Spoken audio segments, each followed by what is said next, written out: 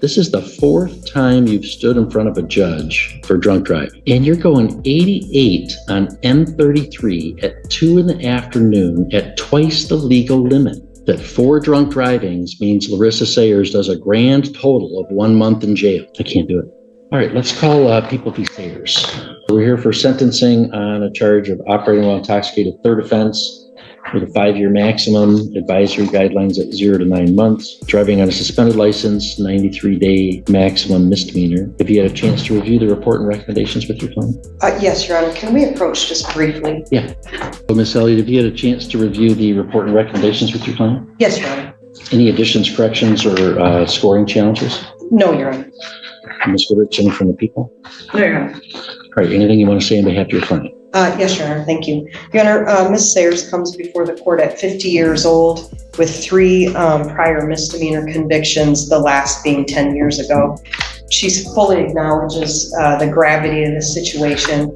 She's very remorseful and she's very embarrassed that she comes before the court for her bad choices. As the court's aware, Ms. Sayers has had significant stretches of sobriety throughout her adult life. And she's committed to maintaining that sobriety and using the tools that she has to do so. She's also committed to re-engaging in treatment to address the trauma that she's experienced so that she can begin to put her life back in order again. She's been attending AA meetings again. She's looking forward to re-engaging with her therapist and doing some counseling.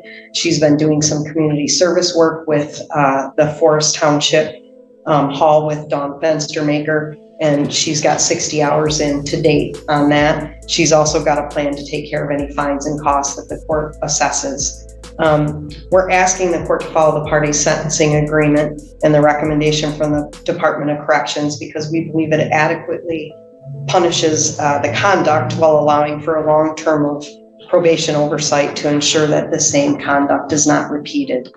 Ms. Sayers has proven that under supervision, she does very well. She demonstrated that with her perfect performance in sobriety court, having graduated with not a single violation.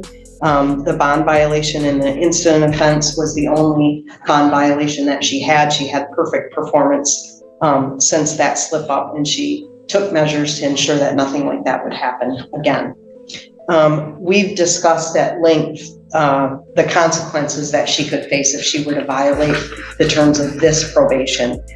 She understands that she'd be exposed to a possible prison sentence, and that would be, just absolutely devastating to her and her family, especially considering that she was previously employed with the Department of Corrections.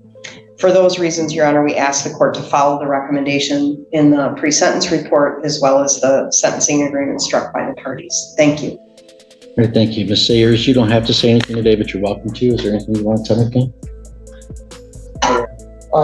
First of all, I just want to say that I am so sorry. I'm sickened and so embarrassed because of what I've done. I know that I messed up, and I just want to prove that I can do better. My kids, my grandkids deserve that, and I also deserve that. Thank you. Thank you. Ms. Goodrich, any recommendations from the people? Thank you, Your Honor. On December 27th of 2025, law enforcement had observed Ms. Sayers speeding at 88 miles per hour in a 55 mile per hour zone. The deputy had to use her lights and then had to use her siren to catch the defendant's attention. The defendant was honest about speeding and not having a driver's license, and was honest that she drank 3 beers and a shot prior to driving. The lab results were 0.162. She's 49 years old. She was 18 at the time of her first arrest. She has no prior felonies and 3 misdemeanors. She has not been to jail or prison, but on probation twice. She's currently unemployed with a high school diploma. Given her OWI history, specifically in 2001, she pled to an impaired and was given fines and costs. In 2003, she pled to an OWI and was given probation. And in 2016, she pled to an OWI second and was given probation. The PSI is recommending 18 months probation with 30 days jail, which is consistent with the plea agreement. This will be her first jail sentence, and there'll be more available if she violates probation, so I asked the court to follow the plea agreement. And then I just wanted to point out the restitution in number 21. It has the right amount and then has zeros after it. I just wanted that changed. Thank you. Okay, thank you. Ms. Sayers, please stand for the court sentence. Well, these cases are tricky, because you've got this repeat pattern of drunk driving in your life, Ms. Sayers. I don't know what to say about that. In 2001, you had an impaired driving, got no jail, fines and costs. In 2003, you got a drunk driving, got probation. In 2015, you had your third drunk driving, could have been a felony. You got a misdemeanor with sobriety court, so presumably very little or no jail. And now you get your fourth. The guidelines don't adequately take into account the pattern of drunk driving in your life. So it would not be unusual for me to even exceed these guidelines on a fourth drunk driving offense and look at giving you a year in jail or maybe even prison. The fact that it's been more than 10 years since your last drunk driving would counsel against a prison sentence. But what's striking to me here is now this is the fourth time you've stood in front of a judge for drunk driving.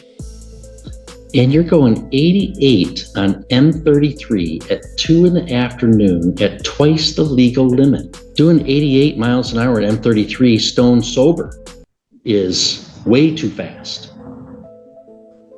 And you're twice drunk.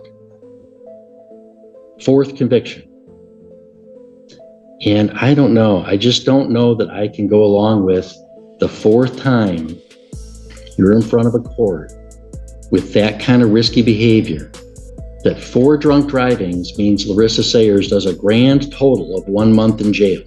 I can't do it. It would be my intended sentence to place you on probation for 18 months, subject to the terms and conditions listed in the pre-sentence report at pages 2 and 3. Those would include 60 days of community service. They would include support group meetings and substance abuse treatment and assessment. It would include $225 in an OWI reimbursement, $118 in state costs, $130 in the crime victims assessment, $350 in court costs, $500 fine, and $60 DNA testing fee. And it would be my intention to order that you serve 6 months in the Sheboygan County Jail with credit for 2 days served on the OWI third, which is a true fourth.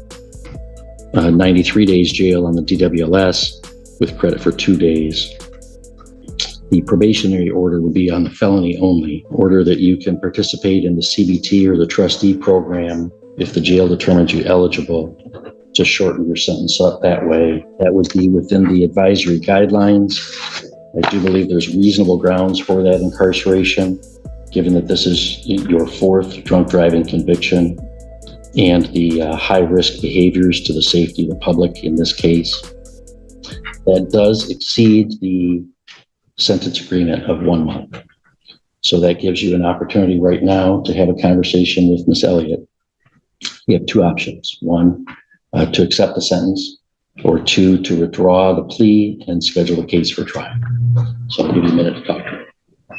The court announced a sentence beyond a sentence agreement and gave Ms. Sayers time to consult with her attorney. And Ms. Elliott, what's the decision? Ms. Sayers is going to accept the sentence of the court. Okay, so the sentence that I announced is the sentence that I will now impose. And Ms. Sayers, you are able to petition for early discharge from probation at the halfway point if you successfully complete the terms. We're going to hand you a piece of paper explaining that. Also, you are able to file an appeal if you want, and we're going to give you a piece of paper about that. If you want a lawyer appointed, you have to ask within 6 months. We're going to ask you to initial 1 copy of the appeal paperwork right now, so we have a record that we gave it to you. The other one is for you to fill out if you want to take an appeal. And then within 24 hours of your release from the jail, I want you contacting your probation agent to get started. Okay. Do you have any questions for me? Okay, good luck to you. Conclude our morning. Under Michigan Vehicle Code Section 257.625, operating while intoxicated becomes a felony when the defendant has 2 or more prior drinking and driving convictions. In this case, the current conviction was treated as OWI third. but the court noted it was her fourth drunk driving conviction overall. Under Michigan Vehicle Code Section 257.904, driving while license suspended is a separate misdemeanor offense. That count carried its own 93-day jail exposure. The plea agreement called for 18 months of probation and 30 days in jail.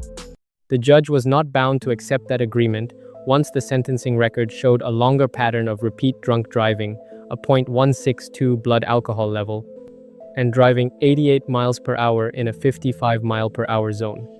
The court found that probation alone, with only 1 month in jail, did not adequately address the public safety risk.